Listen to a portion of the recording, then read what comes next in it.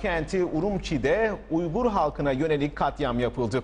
Kayıtlar 200 kişinin öldürüldüğünü söylüyor. Buna göre 1500 kişi de yaralandı. Urumçi katliamı olarak anılan olayları Doğu Türkistan Marif ve Dayanışma Derneği Başkanı Hidayet Oğuzhan'la konuşacağız. Ve Hidayet Bey, öncelikle hoş geldiniz efendim. Hoş bulduk, sağ olun. Teşekkür ederiz. 2009'a 5 Temmuz'a geri dönelim.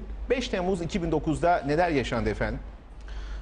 İlk önce 5 Temmuz'u konuşmadan önce bu nedenini söylemek lazım.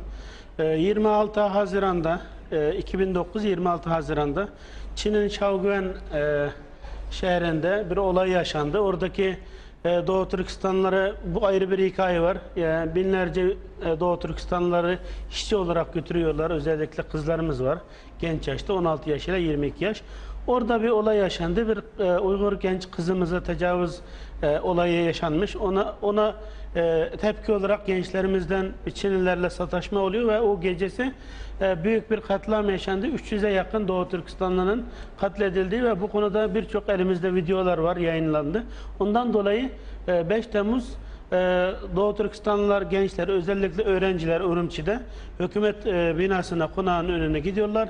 Bunun katillerini bulsun ve cezalandırsın diye, hatta ellerinde Çin bayrağıyla.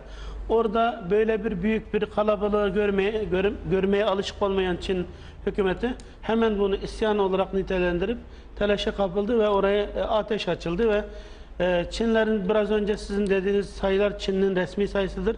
Bize göre Doğu Türkistan'dan şimdiye kadar araştırdığımız ve ulaşabildiğimiz ailelerin söylentilerine göre neredeyse 2000'den fazla ölü olduğu tespit edilmiştir ve 10.000'e yakın Doğu Türkistanlı yakalandı ve onların birçoğu hala kayıp ve onlardan haber alınamıyor. Bu Urumçi'de yaşanan olayların başlangıcı buydu. Ondan sonra biliyorsunuz, yani Türkiye'de ve dünya genelinde bu olay büyük bir ses getirdi ve dünya kamuoyunun dikkatini kendini çekti ve ilk defa Doğu Türkistan meselesi bu şekilde kapılı kutudan, karanlıktan yurt dışına, dünya kamuoyuna yansıdı. Bu şekilde kendisinin var olduğunu. O şekilde ondan dolayı Doğu Türkistan'ın genelinde büyük bir tutuklama ve katliam yaşandı. Bunun akabinde soracağın şeylere göre ben detaylı Evet, yani bu katliamlar hala devam ediyor bildiğiniz kadarıyla. Şu anda Doğu Türkistan'da neler yaşanıyor? Bu senede çok tesadüf müdür nedir bilemiyoruz. Yine 26 Haziran'da Doğu Türkistan'ın kadim şehri Turfan'da bir olay yaşanıyor. Ve burada ilk olarak Çinlilerin sayısı 27 kişinin öldüğü haberi vardı ama sonradan gelen haberler 46 kişinin hayatını kaybettiği habere geldi. Ve bu olayın nedeni de şimdi Doğu Türkistan 2009'dan sonra büyük bir katliam yaşanıp orada bir durumda düzelme olmadığını göstermektedir. Yani Çin'in Doğu Türkistan'da yürütmekte olduğu politika, baskıların azalmadığı ve gittikçe şiddetlendiği ve bundan dolayı halkımız dayanamayarak Çin'e tepki göstererek sokağa dökülmektedir. Ve bu vesileyle Turfan'da olan bu hadiseden hemen sonra ertesi Uygurların daha yoğun yaşadığı Hotan şehrinde de Cuma namazı çıkışı insanlar Turfan'da olan olaya karşı tepki göstererek yine bir yürüyüşe çıkmak istediler. Burada 300-400 arasında bir kişilerin sayısı var. Hemen cami önünde ateş açıldı ve orada 3 kişinin şehit olduğu haber var. Ve ondan sonra hükümet konağına doğru gençlerin yürümesiyle hemen ateş açılmış, yayılım ateşi ve orada 26 kişinin şehit olduğu haber var ama şu ana kadar Hotan olayında Çin'in bir resmi açıklaması yok ölenlerin sayısında. Evet. Oğuzhan Bey, peki tüm bu anlattıklarınız sonrasında Çin Uygur halkından ne istiyor yıllardır? Ya aslında Çin Doğu Türkistanlıların oradan bir anda öldürüp soykırımla bitiremediği için şu an Urumçi olayından sonra şunu anladı. Bunları baskılarla bitiremiyoruz. Onun için demografisini değiştirme konusunda büyük bir çaba var. Şu an Doğu Türkistan'da yaşanan olaylar iki esas noktaya getirebiliriz. Bir tanesi dini yaşama, çok yoğun bir baskı, müdahale var. Onun içinde zaten namaz falan, dini tedrisat, Kur'an öğrenme, bunlar zaten eskiden yasaktı. Ama şu an kadınlarımızı, anne bacılarımız, eşlerimizin tesettür giyinmeleri ve bu giysilerle hastaneye, otobüse, taksiye, otogara, bankaya, bunlara girmesi yasak konusunda. Şimdi haberlerden de tarayabilirsiniz. Evet. Resimler var. Bu insanları çok provoke eden olaylardan birisidir. İkincisi, Doğu Türkistan'a Çin yerleşim, İsrail'in Filistin'de yaptığının daha büyük bir versiyonunu Doğu Türkistan'da yapmaktadır.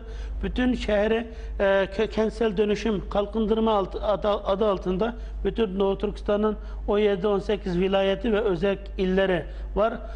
Buradaki her bir ili, vilayeti Çin'in büyük bir şehrine, Kaşgarı, Şanghay, Hotani, Beijing, Pekin gibi orayı vermiş ve orada bütün şehrin eski yapısını değiştirmeye yönelik çalışmalar başlatıldı. Evler Ciddi kırıldı, anlamda döküldü. Bundan dolayı insanlar, evleri ellerinden alınan gençlerdir bu Turfan'daki tepki. Bundan Evet, dolayı. ciddi anlamda Çin'den bir baskı var Uygur Evet. halkına. Peki uluslararası toplumdan, özellikle de Türkiye'den beklentileriniz nedir bu noktada? Bundan tek bir kelime daha söyleyeyim. Yani Lütfen. şu an Ürümçi'de biliyorsunuz askeri yığınak var. Ürümçi'de başladılar. Binlerce asker sokağa döküldü ve tanklar ve panzerler hala sokakta ve Türkistan genelinde olağanüstü bir hal devam etmekte. Az bir kıvılcımın büyük bir katlama dönüşeceğinden endişe ediyoruz. Bu vesileyle sizin dediğiniz yere geleceğim. Başta Türkiye Cumhuriyeti olmak üzere hükümetimizin bu konuda 2009'da sergilediği o tavrı daha açık bir şekilde Doğu Türkistan meselesinde taraf olduğunu göstermesini ve oradaki katliamın, bunun gibi baskıların bitmemesi halinde ilişkilerin zedeleneceği konusunda ve hatta Türkiye İslam Birliği Teşkilatı, insan haklarını koruyan bütün örgütlerin Doğu Türkistan'a şu an acilen bir tarafsız ve bağımsız bir heyetin gönderilmesi ve oradaki olayların ve Çinlerin yürüttüğü politikayı inceleyip dünyanın göz önüne getirmesini buradan talep ediyoruz. Sayın Oğuzhan, gerçekten Doğu Türkistan kanayan bir yara adeta. Dileriz oradaki olaylar bir an önce biter. Size de çok teşekkür ediyoruz. Son olarak bir şeyimiz var. Yarın Lütfen. 5 Temmuz, bugün 5 Temmuz ama yarın bu konuda bir faaliyetimiz var. Çin Konsolosluğu'nun önünde Ankara'da, İstanbul'da bir yürüyüşümüz, basın açıklamamız olacak. Bütün siyasi partilerden, sivil toplum kuruluşlarından, Türkiye'deki gönüldaş kardeşlerimizden bize destek vermeleri konusunda. Evet, yarın Çin, saat 3'te Çin'in İstanbul Konsolosluğu ve Ankara'da büyük bir faaliyetimiz olacak. Peki, buradan izleyicilerimize duyurmuş olalım. Ve peki dünyanın diğer bölgelerinde hangi gelişmeler yaşanıyor diyoruz ve dünya turuyla devam ediyoruz.